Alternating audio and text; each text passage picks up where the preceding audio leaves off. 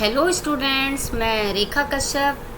बच्चों, आज 10वीं कक्षा के विद्यार्थियों के लिए मैं यह दंतुरित मुस्कान जो कविता है और फसल, ये दोनों कविताएं लेकर आई हूँ और दोनों कविताओं की व्याख्या और प्रसंग, काव्य सौंदर्य आदि मैं आपको करवाऊंगी। और दोनों कविताओं के जो कवि हैं वो श्री नागार्जुन जी हैं। तो बच्चों, आपको स्क्रीन पर नज़र आ रही होगी जो ये नागार्जुन जी हैं, इनके जीवन का परिचय। सबसे पहले इनके जीवन के परिचय से हम कुछ परिचित हो जाते हैं। तो श्री नागार्जुन का जन्म बिहार के दरभंगा जिले के सतलखा नामक गांव में सन 1911 में हुआ था बच्चों। और इनका मूल नाम बैद्यनाथ मिश्र था। आरंभिक शिक्षा संस्कृत भाषा में हुई और फिर उसके बाद अध्ययन के लिए वे बनारस और फिर कलकत्ता चले गए। 1936 ईस्वी में वो श्रीलंका गए और उन्होंने बौद्ध धर्म ग्रहण कर लिया। बौद्ध धर्म की दीक्षा ले ली थी इन्होंने। और वो घुमक्कड़ी स्वभाव के थे बच्चों, इसीलिए वो देश विदेश की यात्रा पर जाते ही रहते थे। और जिस श्री नागार्जुन है, इनका देहांत सन 1998 ईस्वी में हो गया था। इनके प्रमुख काव्य कृतियाँ युगधारा, सतरंगे पंखों वाली, हजार हजार बाहों वाली, तुमने कहा था, पुरानी जूतियों का कोरस, आखिर ऐसा क्या कह दिया मैंने, मैं मिलिट्री का बूढ़ा घोड़ा, ये इनकी काव्य कृतियाँ हैं। और बच्चों, जो इनका संपूर्ण कृतित्व है वो नागार्जुन रत्नावली में 7 खंडों में विभाजित है।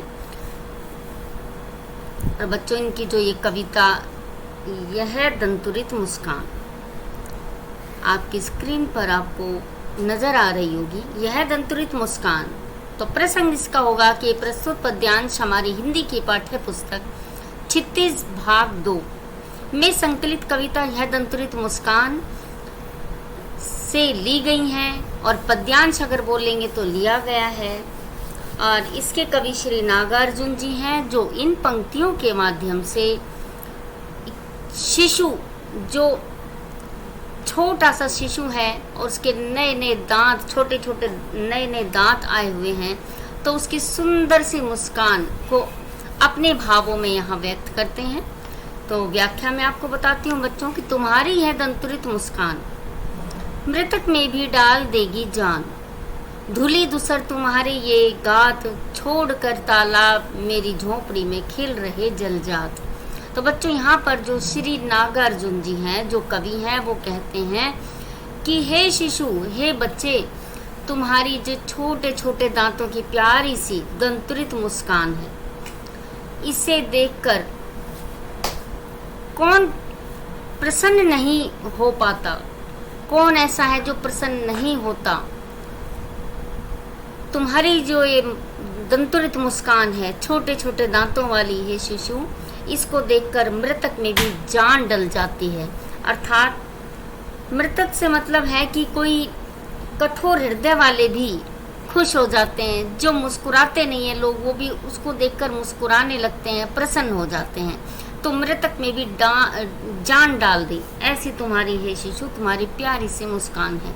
धुली धूसर तुम्हारे ये गात, धुली धूसर अर्थात मिट्टी में सना हुआ, और गात यानी शरीर।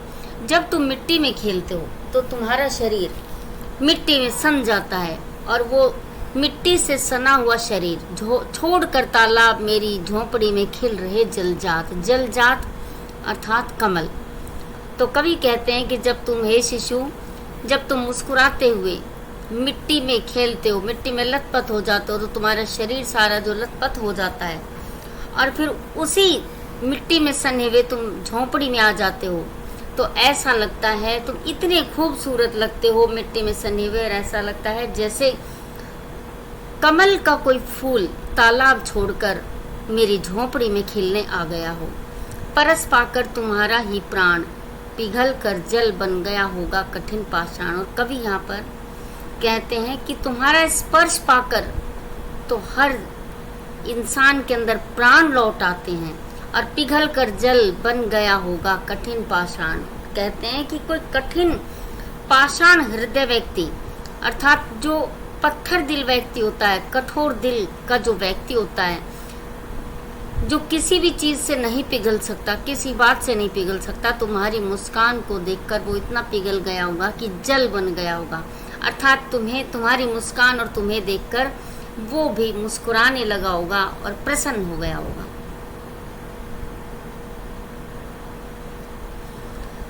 छू गया तुमसे कि झरने, लग पड़े शेफालिका के फूल, बांस था कि बबूल।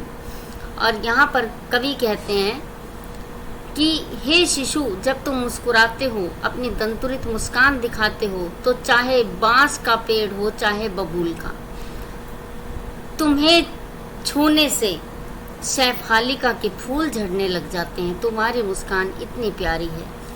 तुम मुझे पाए नहीं पहचान, देखते ही रहोगे अनिमेष, थक गए हो आंख लूं मैं फेर।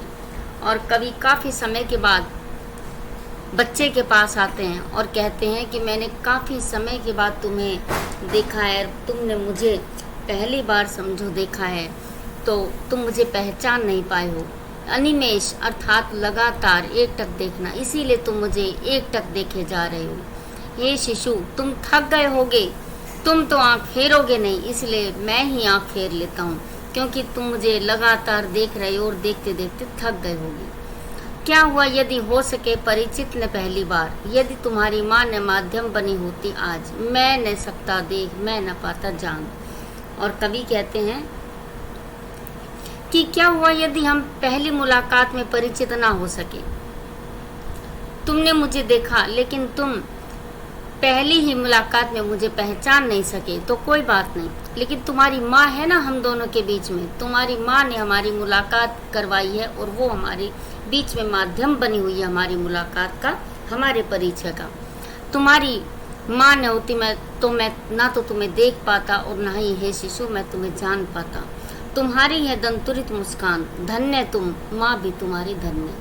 और कवि कहते हैं कि जो तुम्हारी दंतुरित मुस्कान है, छोटे छोटे दांतों वाली है शिशु, तुम्हारी जो मुस्कान है ये बड़ी ही मनोहारी है और मुस्कुराते हुए तुम बहुत ही प्यारे लगते हो। हे बच्चे, तुम धन्य हो और तुम्हें पैदा करने वाली तुम्हारी माँ भी, तुम्हें जन्म देने वाली तुम्हारी माँ भी धन्य है।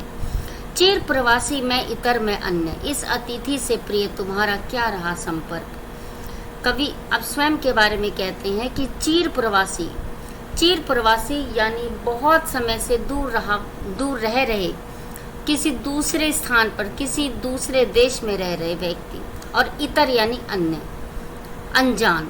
तो कवि कहता है कि हे शिशु, मैं तो तुम्हारे लिए बिल्कुल अनजान हूँ, एक अन्य व्यक्ति की तरह हूँ, क्योंकि मैं बहुत समय से तुमसे दूर था, मैं दूसरे देश में गया हुआ था और वहाँ रहता था, तो तुम मुझे कैसे पहचानोगे।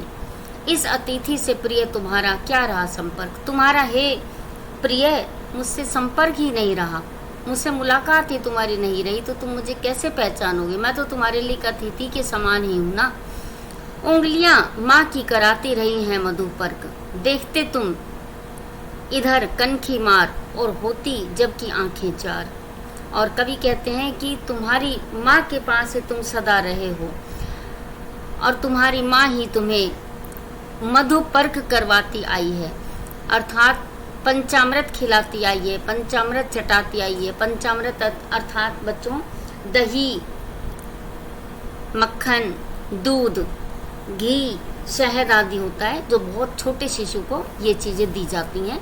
तो कवि कहते हैं कि तुम्हारी माँ जो है उसी ने तुम्हें पंचामृत का पान करवाया है, तुम्हें उन्हीं ने खिलाया है, तो मैं तो तुम्हारे लिए एक अतिथि के समान ही हूँ।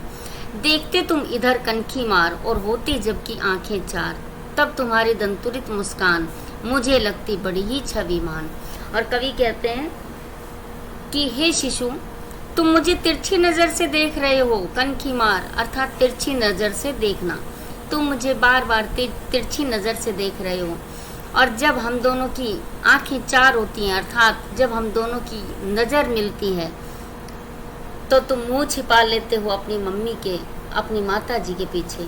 और तुम्हारी ये दंतुरित मुस्कान जो है वो मुझे बहुत ही प्यारी लगती है, मुझे लगती बड़ी छविमान। और जब तुम मुस्कुराते हो छोटे छोटे दांतों से, तो हे शिशु तुम बहुत ही मनोहारी लगते हो, शोभाशाली लगते हो। तो बच्चों, ये कविता, यह दंतुरित मुस्कान, इसकी व्याख्या थी आपके सामने। इसका आप काव्य सौंदर्य के रूप में कुछ पंक्तियां लिख सकते हैं। आप लिख सकते हैं बच्चों कि जो कविता का नाम है यह दंतुरित मुस्कान है, और कवि जो है श्री नागार्जुन है। और इसमें जो कवि श्री नागार्जुन है, उन्होंने एक नन्हे से शिशु की दंतुरित मुस्कान, छोटे छोटे दांतों से जब वो मुस्कुराता है तो उसकी दंतुरित मुस्कान को अपने भावों के माध्यम से व्यक्त किया है। और भाषा जो है वो सरल, सहज और प्रभावपूर्ण है, और मुहावरेदार भाषा है। आंखें चार होना आदि एक दो अलंकारों का भी बड़ा सुंदर प्रयोग है। संस्कृत निष्ठ शब्दावली का प्रयोग भी है यहाँ, और अनुप्रास, प्रश्न आदि अलंकारों का बड़ा ही सुंदर यहाँ पर प्रयोग किया गया है। तो बच्चों, ये कविता थी यह दंतुरित मुस्कान। और अब आपको स्क्रीन पर नजर आ रही होगी कविता फसल। फसल कविता जो है बच्चों, यह भी श्री नागार्जुन द्वारा रचित है। और इसमें श्री नागार्जुन जो कवि हैं, वो फसल की महिमा बताते हैं कि फसल जो उगाई जाती है, फसल के बारे में बताते हैं कि जो फसल खेतों से प्राप्त होती है, फसल पैदा की जाती है, तो उसमें किन किन चीज़ों का सहयोग रहता है। तो व्याख्या बच्चों देखेंगे आप। एक के नहीं, दो के नहीं, ढेर सारी नदियों के पानी का जादू। कवि कहता है कि जब खेतों से हमें फसल प्राप्त होती है तो वो यूं ही फसल प्राप्त नहीं हो जाती, उसके पीछे बहुत परिश्रम करना पड़ता है, बहुत मेहनत लगती है, बहुत सारी चीज़ों का सहयोग चाहिए होता है। तो इसमें कवि कहते हैं कि किसी एक या दो नदियों के पानी से ही काम नहीं चलता, ढेर सारी नदियों का पानी चाहिए होता है फसल उगाने के लिए। और ढेर सारी जो नदियां हैं, उनके पानी की महिमा ही है जो हमें फसल प्राप्त होती है। अर्थात अलग अलग क्षेत्रों में कहीं कोई सी नदी बहती है, कहीं कोई दूसरी नदी बहती है, और नदियों के पानी से फसल उगाई जाती है, फसल आदि की सिंचाई का कार्य किया जाता है, और तभी हमें लहलाती फसल प्राप्त होती है। तो अर्थात बिना पानी के फसल हमें प्राप्त नहीं हो सकती, यह असंभव है। एक के नहीं, दो के नहीं, लाख लाख कोटि कोटि हाथों के स्पर्श की गरिमा। और कवि कहते हैं कि फसल केवल पानी से भी नहीं उगाई जाती, इसमें एक नहीं, दो नहीं, बल्कि लाखों लाखों करोड़ों हाथों के स्पर्श का महत्व है। लाखों हाथों के स्पर्श अर्थात करोड़ों लाखों जो हाथ हैं, उनके हाथों की मेहनत लगती है फसल उगाने में। और फसल बिना मेहनत के नहीं हो सकती, बहुत सारे हाथों की मेहनत इसमें चाहिए होती है, तब कहीं जाके फसल हमें प्राप्त होती है। एक की नहीं, दो की नहीं, हजार हजार खेतों की मिट्टी का गुणधर्म। और कवि कहते हैं कि फसल उगाने में, खेतों में जो लहलाती फसल हमें प्राप्त होती है, तो उसमें उपयोगी जो मिट्टी है उसके गुण धर्म का भी बड़ा महत्व है। अगर मिट्टी का गुण धर्म अच्छा नहीं है, अगर मिट्टी उपजाऊ नहीं है, उपजाऊ मिट्टी की आवश्यकता होती है, अगर मिट्टी उपजाऊ नहीं है तो हमारी फसल अच्छी नहीं होगी और हमें खाने को अन्न प्राप्त नहीं होगा। तो इसीलिए कहा है कि एक नहीं, दो नहीं, बल्कि हजार हजार तरह की मिट्टी का प्रयोग किया जाता है। बिना मिट्टी के तो हम फसल की कल्पना भी नहीं कर सकते। फसल क्या है? और तो कुछ नहीं है, वह नदियों के पानी का जादू है वह। और कवि कहते हैं कि अगर यह प्रश्न कोई पूछता है कि आखिर फसल क्या है, तो जो फसल है वो कोई मामूली चीज़ नहीं है बच्चों। फसल नदियों के पानी का जादू है कि उसमें नदियों का पानी दिया जाता है, मीठा पानी दिया जाता है, तभी हमें फसल प्राप्त होती है। अर्थात नदियों के जो पानी है उसका जादू है फसल। हाथों के स्पर्श की महिमा है।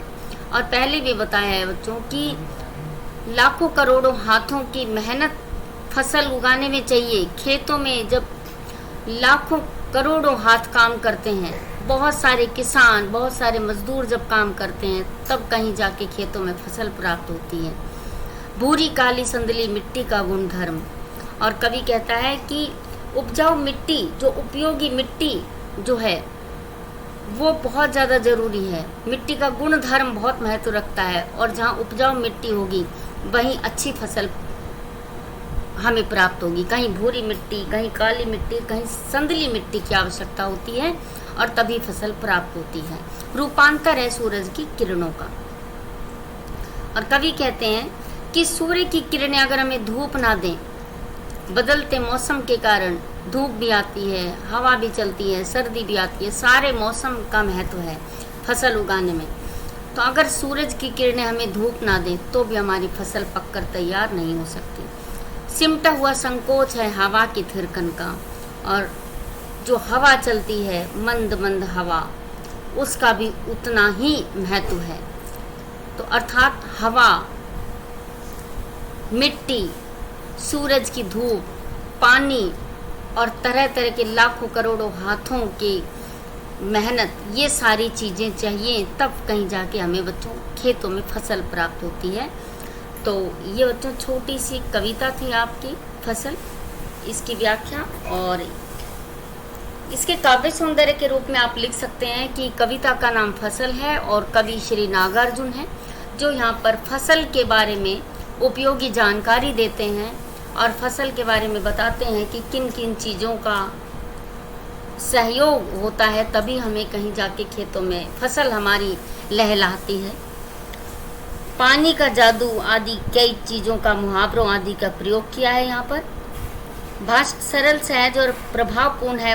पुनरुक्ति प्रकाश अलंकार का प्रयोग है, और अनुप्रास अलंकार भी है यहाँ पर। और तत्सम तद्भव शब्दों के साथ साथ देशज शब्दों का भी यहाँ कवि ने प्रयोग किया गया है, कवि ने प्रयोग किया है। और इसी के साथ बच्चों आपको आपकी आज जो यह दंतुरित मुस्कान और फसल कविता की व्याख्या, काव्य सौंदर्य और प्रसंग आपको समझ में आ गया होगा, और ये समाप्त होता है। और अगर आपको मेरी कविताओं की व्याख्या आदि आपको समझ आ रही है तो लाइक सब्सक्राइब ज़रूर करें और शेयर भी ज़रूर करें। Thank you.